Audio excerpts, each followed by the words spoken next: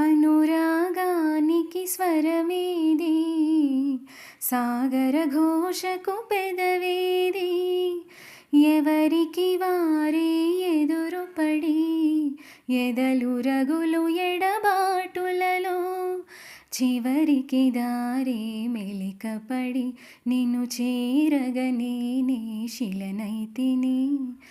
ఎండమావిలో నావను నే నిట్టూర్పే నా తెరచాపలే కలలైపోయెను నా ప్రేమలో అలలై పొంగెను నా కన్నులు.